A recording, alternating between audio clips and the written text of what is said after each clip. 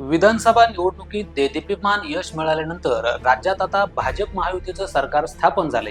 5 डिसेंबर रोजी मुख्यमंत्री आणि 2 उपमुख्यमंत्र्यांचा शपथविधी देखील पार पडलाय. मात्र आता अद्याप मंत्रिमंडळाचा विस्तार करणं बाकी असल्याने कोणत्या आमदारांना कोणतं खातं मिळतं ते पाहणं महत्त्वाचं आहे. दरम्यान एकनाथ शिंदे या खात्यासाठी अडून बसले आहेत, अशाही बातम्या दाखवल्या जात होत्या. मात्र त्यात फारसं तथ्य नसल्याचं दिसून आलंय. आता गृह खातं हे पुन्हा एकदा मुख्यमंत्री देवेंद्र फडणवीस यांच्याकडे असेल असं बोललं जातंय. शिवाय देवेंद्र फडणवीस यांनी देखील या शक्यतेला दुजोरा देताना म्हटलं होतं की गृह मंत्रालय आपल्याकडेच ठेवावं असं भाजपला वाटत असल्याने हे पद भाजपकडेच राहील. देवेंद्र फडणवीस हे 2014 साली जेव्हा मुख्यमंत्री झाले त्यावेळी देखील फडणवीस यांनी गृहमंत्रीपद आपल्याकडेच ठेवलं होतं आणि आताही आपल्याकडेच राहावं यासाठी ते आग्रही आहेत. पण आता प्रश्न असा पडतो की देवेंद्र फडणवीस यांच्यासाठी गृहमंत्रीपद एवढं महत्त्वाचं का आहे?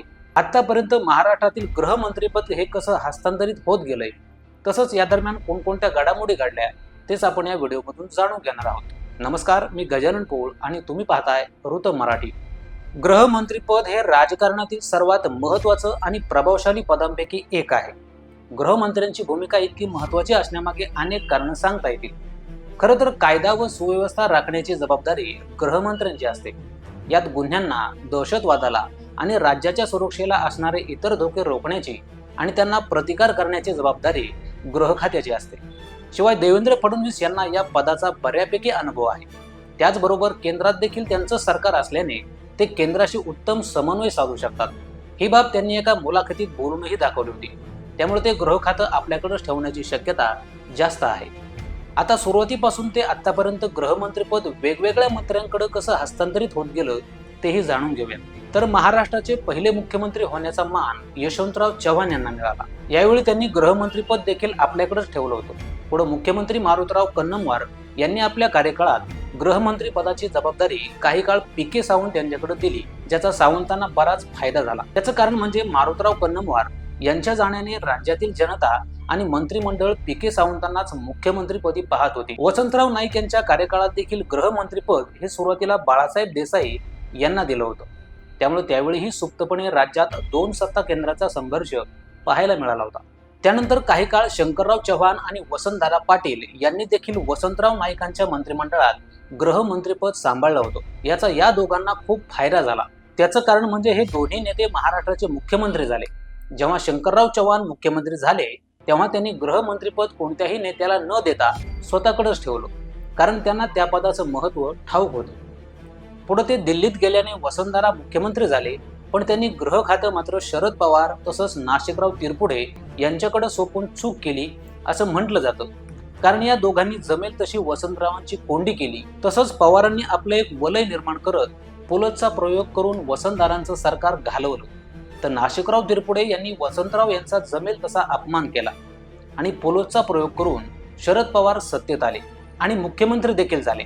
मात्र गृहमंत्रीपद त्यांनी आपल्याकडेच ठेवलं. पवारानंतर अंतुले मुख्यमंत्री झाले आणि त्यांनी देखील गृहमंत्रीपद स्वतःकडेच ठेवलं. पुढे बाबासाहेब भोसले मुख्यमंत्रीपदावर आले आणि त्यांनीही गृहमंत्रीपद स्वतःकडेच ठेवलं.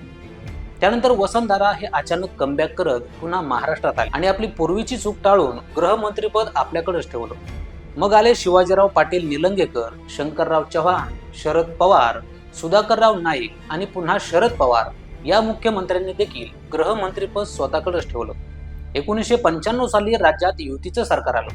त्यानंतर मात्र मनोहर जोशी आणि नारायण राणे या दोन्ही मुख्यमंत्र्यांच्या कार्यकाळात गृहमंत्रीपद गोपीनाथ मुंडेंकडे होतं आणि त्याच कार्यकालापासून मुख्यमंत्रीपद एका पक्षाकडं आणि गृहमंत्रीपद दुसऱ्या पुढं असा जणू प्रघातच पडला. पुढे विलासराव देशमुखांच्या कार्यकाळात छगन भुजबळ हे गृहमंत्री झाले. त्यानंतर अनुक्रमे सुशीलकुमार शिंदे आणि पुन्हा विलासराव देशमुख यांच्या कार्यकाळात गृहमंत्री पदाची धुरा आर पाटील यांनी एकहाती सांभाळली. त्याचबरोबर अशोक चव्हाण यांच्या काळात वर्षभर गृहमंत्रीपद हे जयंत पाटील यांच्याकडे होतं. पण आदर्श प्रकरणानंतर अशोक चव्हाणांची गच्छंती झाली आणि त्यांच्या जागी पृथ्वीराज चव्हाण हे मुख्यमंत्री झाले. त्यावेळी आर पाटील हे गृहमंत्री होते.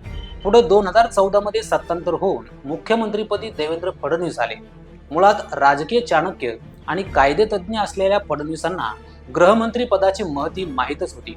त्यामुळं त्यांनी मुख्यमंत्री पदाबरोबरच गृहमंत्रीपद देखील स्वतःकडेच ठेवलं. 2019 साली भाजप शिवसेना युतीला लोकांनी कौल दिला असला तरी सत्तेच्या मोहापायी उद्धव ठाकरेंनी अवसानघातकी राजकारण करत काँग्रेस राष्ट्रवादी सोबत जाऊन सरकार स्थापन केलं। त्या काळात गृहमंत्रीपद एकनाथ शिंदे, अनिल देशमुख आणि दिलीप वळसे पाटील असं फिरत होतं। पुन्हा एकनाथ शिंदे यांच्या मुख्यमंत्री पदाच्या काळात उपमुख्यमंत्री पद आणि गृहमंत्री पद हे देवेंद्र फडणवीस यांच्याकडेच राहिलं आणि आता देखील मुख्यमंत्री झाल्यानंतर त्यांनी हे पद आपल्याकडेच ठेवलं आहे। एकूणच राज्याचं राजकीय, सामाजिक स्थैर्य, सुरक्षितता आणि एकूण प्रशासनाच्या चौकटीत गृहमंत्र्यांची भूमिका केंद्रस्थानी असते। त्यामुळे हे पद राजकीय संरचनेतील सर्वात महत्त्वाचं पद बनतं। तर गृह खात्याविषयीची ही माहिती तुम्हाला कशी वाटली ते आम्हाला कमेंट करून जरूर सांगा आणि असेच माहितीपूर्ण व्हिडिओज पाहण्यासाठी वृत्तम मराठी न्यूजला सबस्क्राईब करा।